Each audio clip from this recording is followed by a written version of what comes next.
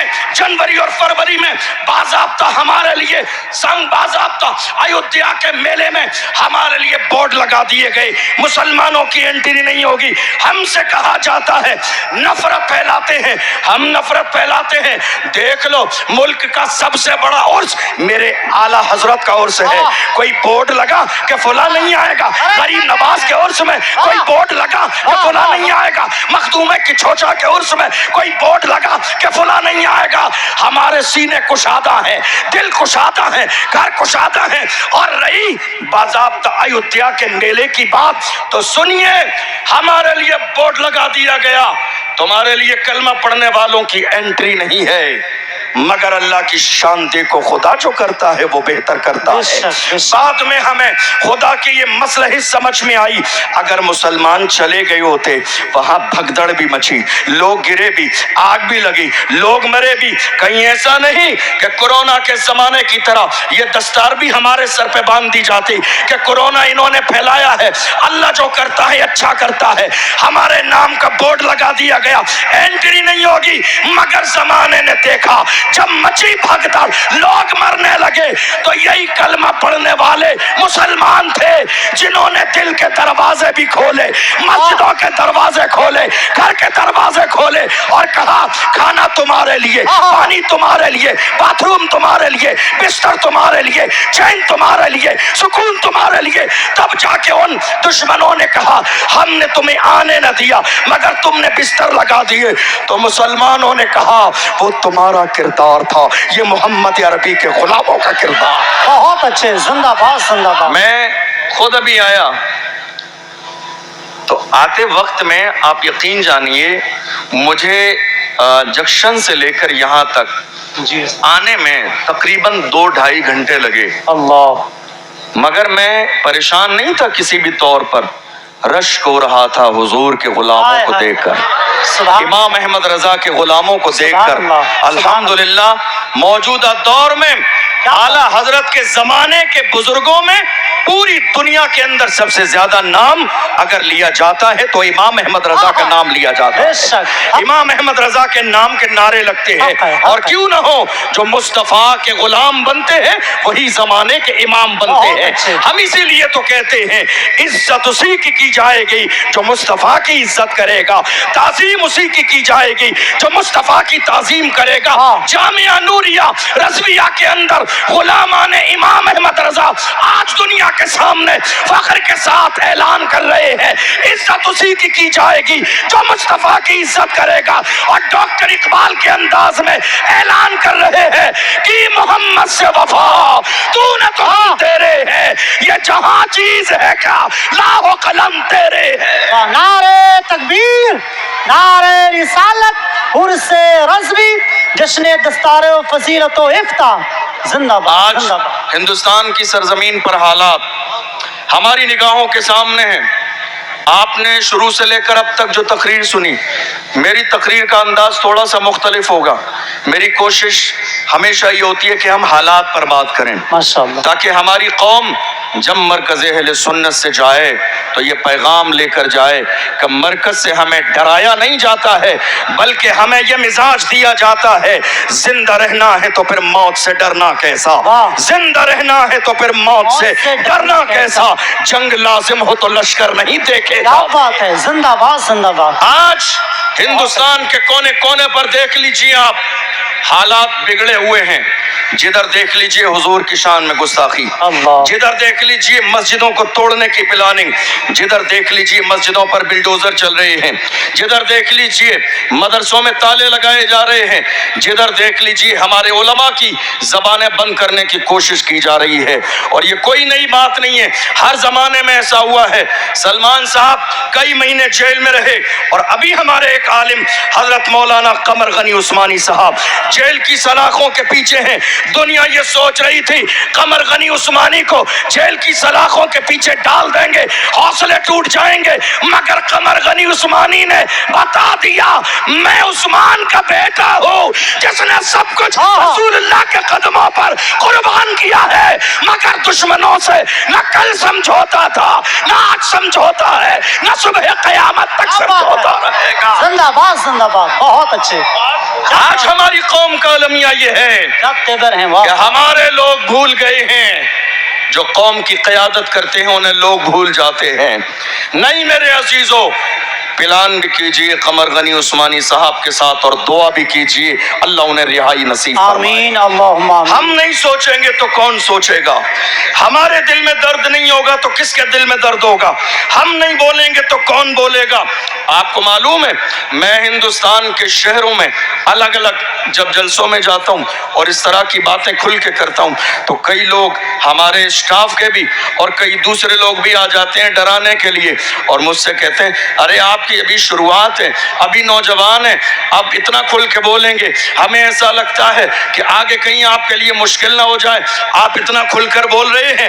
آخر آپ کے پیچھے کوئی بہت مضبوط بیک گراؤنڈ ہے جس کی بنیاد پر آپ دبتے نہیں ہیں، کھل کے بولتے ہیں۔ میں ایسے لوگوں کو بڑے پیار سے کہتا ہوں اگر میرے بیک گراؤنڈ کی بات سننا چاہتے ہو تفصیل بتا دوں گا تو کلیجے دہل جائیں گے۔ آپ مجھ سے کہہ رہے ہیں دبتے نہیں ہیں، ارے سنو کیا دبے جس پہ حمایت ہو، پنجا تیرا شیر کو خطرے میں لاتا نہیں کتا تیرا۔ نعرہ تکبیر، عشق محبت، عشق محبت، جامعہ نوریہ رضویہ باقر گنج بریلی شریف۔ واہ واہ واہ۔ آج حالات ایسے ہیں ملک کے کونے کونے میں خوف پھیلانے کی کوشش کی جا رہی ہے، ہمارے جوانوں کے سینے میں خوف پیدا کر دیا گیا۔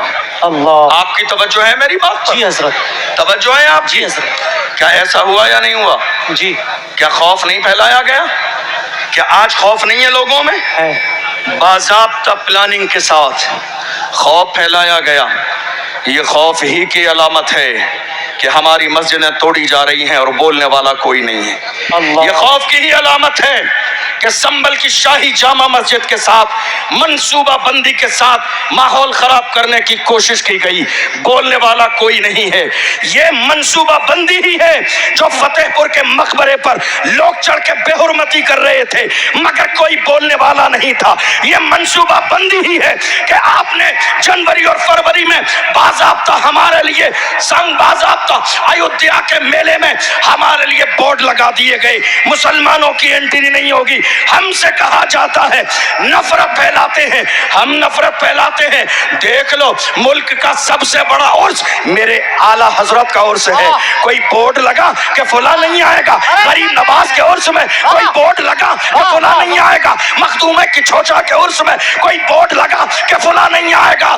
ہمارے سینے کشادہ ہیں، دل کشادہ ہیں، گھر کشادہ ہیں۔ اور رہی باضابطہ ایودھیا کے میلے کی بات تو سنیے، ہمارے لیے بورڈ لگا دیا گیا تمہارے لیے کلمہ پڑھنے والوں کی انٹری نہیں ہے، مگر اللہ کی شان دیکھو خدا جو کرتا ہے وہ بہتر کرتا ہے۔ بعد میں ہمیں خدا کی یہ مصلحت سمجھ میں آئی، اگر مسلمان چلے گئے ہوتے وہاں بھگدڑ بھی مچی، لوگ گرے بھی، آگ بھی لگی، لوگ مرے بھی، کہیں ایسا نہیں کہ کورونا کے زمانے کی طرح یہ دستار بھی ہمارے سر پہ باندھ دی جاتی کہ کورونا انہوں نے پھیلایا ہے۔ اللہ جو کرتا ہے اچھا کرتا ہے۔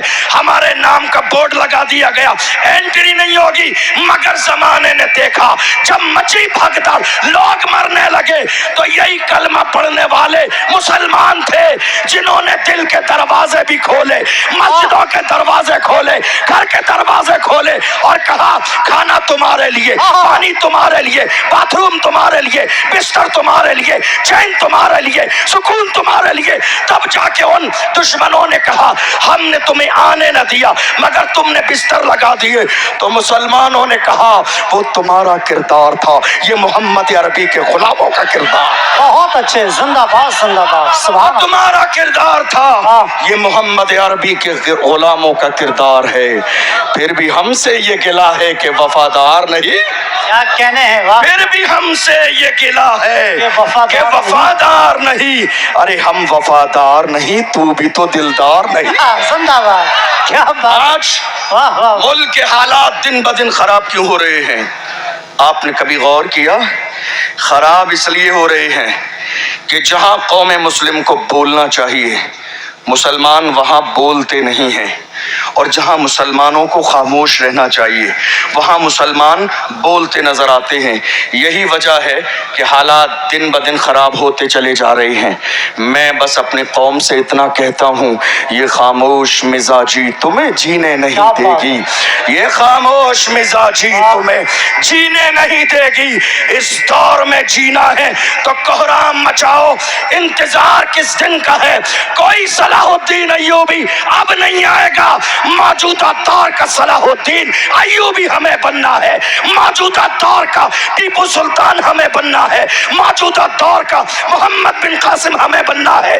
دنیا رسول اللہ کی شان میں گستاخی کرے گی، فخر کے ساتھ کہیے جو جان مانگو گے جان دیں گے، جو مال مانگو گے مال دیں گے، مگر یہ ہم سے کبھی نہ ہوگا، نبی کا چاہو جلال دیں گے۔ بہت اچھے، زندہ باد زندہ باد، بہت اچھے۔ آپ نے دیکھا نہیں ماشاءاللہ ماشاءاللہ، رسول اللہ کی شان میں گستاخی ہوئی؟ ہمارے کتنے بزرگ ایسے تھے جوان جب اکٹھا ہو کر گئے اپنے بڑوں کے پاس، کہا ہم رسول اللہ کی ناموس کے لیے ملک کے قانون کے دائرے میں اٹھ کے کھڑے ہونا چاہتے ہیں، کچھ کرنا چاہتے ہیں، تو ہمارے بڑوں نے ڈرا دیا اور کیا کہا؟ حالات اچھے نہیں ہیں۔ بتائیے یہ جملہ سننے میں آیا یا نہیں آیا؟ سنا یا نہیں سنا آپ نے؟ کیا کہا؟ حالات اچھے نہیں ہیں۔ جوان کھڑے ہوئے، بٹھا دیا گیا، جوانوں کا حوصلہ بلند ہوا، ڈرا دیا گیا، جوان رسول اللہ کی ناموس کے پہرے دار بننے کے لیے آگے آئے، انہیں ڈرا کے خاموش کر دیا گیا۔ حالات اچھے نہیں ہیں۔ میں تو یہ جاننا چاہتا ہوں ہمارے لیے حالات اچھے کب تھے؟ ہمارے لیے حالات اچھے کب تھے؟ ہماری تاریخ رہی ہے جب 313 تھے تو لرزتا تھا زمانہ، جب 313 تھے تو لرزتا تھا زمانہ۔ آج ہم کروڑوں ہیں تو کرتے ہیں غلامی۔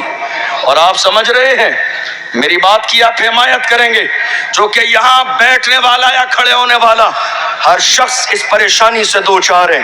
یہ جو قوم مسلم غلامی کر رہی ہے یہ اپنی ہی قوم میں چھپے ہوئے دلالوں کی وجہ سے، اپنی ہی قوم میں، اپنی ہی قوم میں چھپے ہوئے دلالوں کی وجہ سے۔ اور حال یہ ہے قوم کے جوانوں کو پکڑوانا بھی ان کا کام ہے، لسٹ بنانا بھی ان کا کام ہے، پھر پیسے فکس کرانا بھی ان کا کام ہے، پھر پیسے لینا بھی ان کا کام ہے، آدھے آگے بڑھانا اور آدھے اپنی جیب میں ڈالنا ان کا کام ہے۔ ایک کپ چائے مل جاتی ہے، کاندھے پہ ہاتھ رکھ دیا جاتا ہے تو یہ سمجھتے ہیں نہیں نہیں ہماری بڑی عزت ہے، پریشانی ہوگی، مارا جائے گا، ہمیں چھوڑ دیا جائے گا۔ میں کہتا ہوں اے میری قوم کے چھپے ہوئے دلالوں، جب مارا جائے گا تمہارے لیے ریڈ کلر کا کارپیٹ نہیں بچھایا جائے گا۔ ڈاکٹر راحت اندوری نے کہا تھا لگے گی آگ تو آئیں گے گھر کی عزت میں، یہاں پہ صرف ہمارا مکان تھوڑی۔ زندہ جو آج صاحب مسند ہیں کل نہیں ہوں گے، کرائے دار ہیں ذاتی مکان تھوڑی ہے، سبھی کا خون ہے شامل یہاں کی مٹی میں، کسی کے باپ کا ہندوستان تھوڑی ہے۔ بے شک، زندہ باد، سبھی کا خون ہے شامل یہاں کی مٹی میں، کسی کے باپ کا ہندوستان تھوڑی ہے۔ آج حالات ہماری نگاہوں کے سامنے ہیں، ہم دیکھ رہے ہیں۔ نعرہ تکبیر، نعرہ رسالت، مسلک اعلیٰ حضرت شہزادہ سرکار مولا کائنات جامع اشرف صاحب کو بلا گئے ہیں، ادب کے ساتھ میں بیٹھ جائیے۔ جی جی مفتی صاحب بسم اللہ۔ تشریف رکھیے، حضرت سید جامی میاں صاحب قبلہ تشریف لا چکے ہیں۔ میں اپنی بات مکمل کرنے لگا ہوں، چونکہ تعداد ہمارے مہمانوں کی بہت زیادہ ہے اور ہم لوگ تو اس بارگاہ میں خادم کی حیثیت سے آتے ہیں، تو جو ہمارے جو ہے مخدوم ہیں، جو مولا کائنات کے شہزادے ہیں، جن کا تعلق اہل بیت سے ہے، ہمیں اور آپ سب کو مل کر ان کی مہمان نوازی کرنی چاہیے۔ آج بس میں اپنی بات 2-4 منٹ میں مکمل کرنے لگا ہوں۔ میں صرف یہ کہہ رہا تھا کہ دنیا کی ہر قوم کا سب سے قیمتی سرمایہ اس قوم کے جوان ہوتے ہیں. دنیا کی پیغام دے رہا ہوں آپ کو، بس سن لیجیے آخری باتیں. دنیا کی ہر قوم کا سب سے قیمتی سرمایہ اس قوم کے جوان ہوتے ہیں. جی حضرت. جوان اگر صحیح راستے پر ہوتے ہیں تو قوم عزت کی زندگی گزارتی ہیں، اور اگر جوان برائی کے راستے پہ چلے جائیں تو وہ قوم ذلیل اور رسوا ہو جاتی ہے. حیرانی کی بات یہ ہے کہ یہ قیمتی سرمایہ جوانوں کی شکل میں بڑی تعداد میں ہندوستان میں ہمارے پاس موجود ہے، مگر افسوسناک صورتحال یہ ہے کہ ہماری قوم کے جوان کہاں ہیں؟ دیکھ لیجئے، رات کے 3 بجے شراب کے ٹھیکے پر، رات کے 4 بجے زنا کے اڈے پر، رات کے 5 بجے سٹا لگانے میں. یاد رکھیے گا، ایک طرف آپ یہ سارے غلط کام کرتے رہیں اور دوسری طرف کہیں حضور کا دامن نہیں چھوڑوں گا، تو یہ دو الگ باتیں ہیں. جس قوم کے جوان ہدایت کے راستے پر آ جاتے ہیں وہ قوم زندہ و تابندہ ہو جاتی ہے. جو حال آج میری قوم کے جوانوں کا ہے، کسی بھی دور میں میری قوم کے جوانوں کا یہ حال نہیں تھا. میرے قوم کے جوانوں کی تاریخ اگر جاننی ہے تو ڈاکٹر اقبال سے پوچھئے. ڈاکٹر اقبال نے کہا میری قوم کے جوان کیسے تھے؟ فرمایا جوان ایسے تھے ٹل نہ سکتے تھے اگر جنگ میں اڑ جاتے تھے، پاؤں شیروں کے بھی میدان سے اکھڑ جاتے تھے، تجھ سے سرکش ہوا کوئی تو بگڑ جاتے تھے. تیر کیا چیز ہے، ہم توپ سے لڑ جاتے تھے. شان آنکھوں میں نچستی تھی جہاں داروں کی، کلمہ پڑھتے تھے ہم چھاؤں میں تلواروں کی. ہم جو جیتے تھے تو جنگوں کی مصیبت کے لیے یا رسول اللہ، اور مرتے تھے تیرے نام کی عظمت کے لیے. دشت تو دشت ہے، دریا بھی نہ چھوڑے ہم نے، بحر ظلمات میں دوڑا دیے گھوڑے ہم نے. نعرہ تکبیر، نعرہ رسالت، مسلک اعلی حضرت فیضان اولیاء اکرام، عرس رضوی، عشق محبت، عشق محبت، پیار محبت، پیار محبت. حضور سمنانی میاں صاحب قبلہ، مفتی اشرف جیلانی صاحب قبلہ، فیضانے کی چاچا شریف. نعرہ تکبیر، عشق محبت، عشق محبت، بستی بستی، قریہ قریہ، تمہارے لیے، تمہارے لیے، تمہارے لیے، تمہارے لیے، تمہارے لیے، تمہارے لیے، تمہارے لیے. ہماری اجا، ہماری زبان، اگر ہم جیے سرکار کے لیے تو ہمارا جینا کامیاب، اگر ہم سرکار کے لیے مرے تو ہمارا مرنا کامیاب. میرے حضور تعالی شریعہ میرے صاحب بڑے ابا فرماتے ہیں زندگی یہ نہیں ہے کسی کے لیے، زندگی یہ نہیں ہے کسی کے لیے، زندگی ہے نبی کی، نبی کے لیے. نہ سمجھ مرتے ہیں زندگی کے لیے، اور جینا مرنا ہے سب کچھ نبی کے لیے.